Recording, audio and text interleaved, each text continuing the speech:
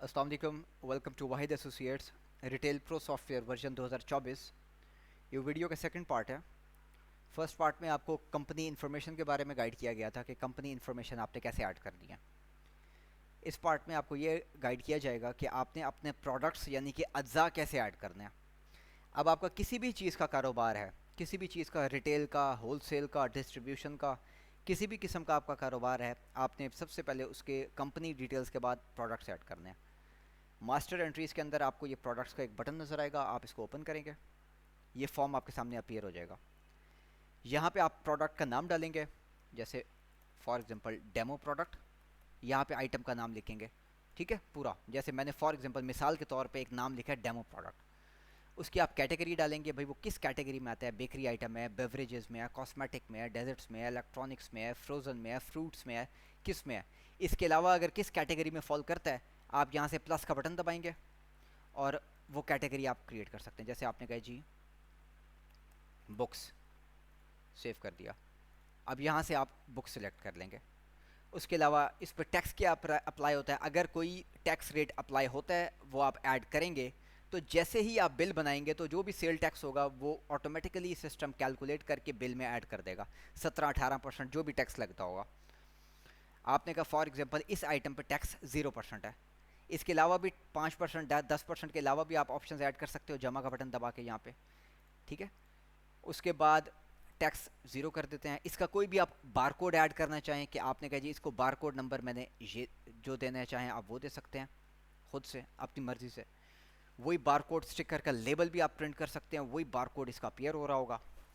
इसके बाद नेक्स्ट चीज़ जो है वो परचेज यूनिट है, कि ये जो माल आप परचेज़ करते हैं किस हिसाब से लेते हैं, नंबर के हिसाब से लेते हैं, किलो के हिसाब से लेते हैं।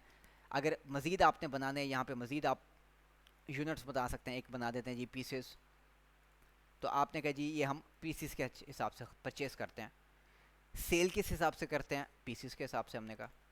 अब वो कह रहा है किस रेट से आपने ख़रीदे हैं, आपने कहा जी फ़र्ज़ करें 7500 रुपये इसका पर यूनिट परचेज़ रेट है और 10,200 इसका सेल रेट है, ठीक है। इसके अलावा अगर आप माल रिटेल पे भी सेल करते हैं और होलसेल के कस्टमर को भी देते हैं तो यहाँ पे आप उसको डिफ़ाइन करेंगे कि रिटेल का ये रेट है, होलसेल का ये रेट है। तो जब भी आप सेल का बिल बनाएंगे वो आपसे पूछेगा ये रिटेल का कस्टमर है या होलसेल का। जो कस्टमर होगा उसको वही रेट वो लगाएगा। उसके अलावा आप रीऑर्डर पॉइंट डालना चाहें कि भाई मिसाल के तौर पे ये वाला जो आइटम है हमारे पास जब स्टॉक में 150 पीस पड़े हों तो हमें अलर्ट दे दे, मैसेज दे दे कि स्टॉक आउट हो रहा है, स्टॉक से ख़त्म हो रहा है, मंगवा लें। तो आप यहाँ पे जितने पीसेस लिखेंगे रीऑर्डर पॉइंट में, उतने पीसेस जब आपके पास स्टॉक में बकिया पड़े होंगे वो अलर्ट दे देगा कि इतने पीसेस हो गए हैं, इसका आप मज़ीद स्टॉक मंगवा लें। उसके बाद आप इसका स्पेसिफिक कोई कलर है वो डालना चाहें, कोई साइज़ है, ये चीज़ें अगर छोड़नी है छोड़ सकते हैं, ब्लैंक, मैंडेटरी नहीं है। उसके बाद आपके पास जिस तारीख से आप सॉफ्टवेयर चलाना शुरू कर रहे हैं आपके पास जितना उस आइटम का साबका स्टॉक पड़ा है, जैसे फॉर एग्जांपल ये डेमो प्रोडक्ट है, इसका आप कहते हैं मौजूदा मेरे पास 500 पीसेस पड़े हैं, तो यहाँ पर आप ऐड कर देंगे कि मेरे पास 500 पीसेस पड़े हैं, ठीक है। वो पूछ रहे किस गोदाम में पड़े हैं, कहाँ पड़े हैं, आपने कहा स्टोर में पड़े हैं, कौन से वेयर हाउस में, आपने कहा जी इस वाले वेयर हाउस में। इससे मज़ीद भी आप वेयर हाउस यहाँ पे बना सकते हैं अपनी मर्ज़ी के। अगर आपके एक से ज़्यादा गोदाम है, एक से ज़्यादा वेयर हाउसेज हैं, वो भी आप यहाँ पे डिफ़ाइन कर सकते हैं ताकि आपका हर warehouse wise stock maintain हो। अगर आपके प्रोडक्ट की एक्सपायरी भी होती है, मैन्युफैक्चरिंग डेट भी है, कोई आप खाने के प्रोडक्ट में, जूसेस में या किसी ऐसे आइटम में डील कर रहे हैं जिसकी एक्सपायरी और मैन्युफैक्चरिंग डेट का रिकॉर्ड रखना लाजमी है, तो जब आप सबका स्टॉक ऐड करेंगे उसको बताएंगे कि इसकी मैन्युफैक्चरिंग डेट क्या है, किस तारीख को ये तैयार हुआ था, और इसकी एक्सपायरी क्या है, किस तारीख तक ये एक्सपायर हो जाएगा। जब ये डिटेल्स आप ऐड कर लेंगे उसके बाद ऐड के बटन पे आप क्लिक करेंगे, ये नीचे ग्रिड में ऐड हो जाएगा। ये डिटेल्स बेसिक आपने तमाम प्रोडक्ट की ऐड कर दी हैं और इसके बाद आपने इसको सेव कर देना है। ये हमारा प्रोडक्ट क्रिएट हो गया। इसके बाद नया प्रोडक्ट नंबर आईडी लग जाएगा, ये यूनिक है, हर प्रोडक्ट का अलग है। पहले प्रोडक्ट को अगर कोड 1 लगा है, अगले को 2, अगले को 3, सिस्टम ऑटोमेटिकली उसको चेंज करके इंक्रीज़ करता जाएगा। इसके अलावा अगर आप जब प्रोडक्ट ऐड कर चुके हैं उसमें कोई एडिटिंग करना चाहें, उस डले हुए प्रोडक्ट को डिलीट करना चाहें, तो आपके पास यहाँ पर बटन है गेट डाटा का, आप इसको क्लिक करेंगे और शो ऑल करेंगे।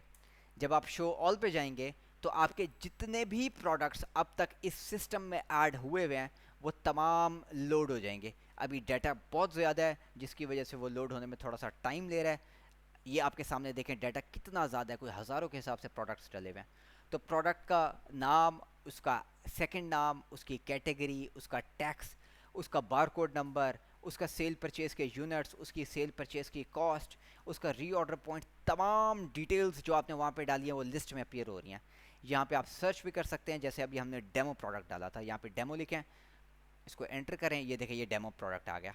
आपने इसको क्लिक किया, ये सेलेक्ट हो गया। आपने इसमें कोई चेंजिंग करनी है, आपने का रेट, जो सेल का रेट है वो 10,200 नहीं 10,500 करना है। मैंने 10,500 करके इसको दोबारा अपडेट कर दें, ये अपडेट हो जाएगा। अगर आप डिलीट पे क्लिक करेंगे डिलीट हो जाएगा। तो ये एक क्विक सा रिव्यू था कि आपने जब सॉफ्टवेयर परचेज़ किया है तो अपने तमाम अज्जा कैसे डालने हैं, जो आपका आइटम अवेलेबल है उसका जो स्टॉक पड़ा हुआ है वो कैसे ऐड करना है। ये तमाम चीज़ें आपको एक बेसिक चीज़ें प्रोडक्ट के बारे में इस वीडियो में गाइड कर दी गई हैं। मज़ीद डिटेल और फर्दर ट्यूटोरियल्स के लिए चैनल पे दिए गई बकिया वीडियोस देखें। इसी के साथ अल्लाह हाफ़िज़, अपना ख्याल रखें।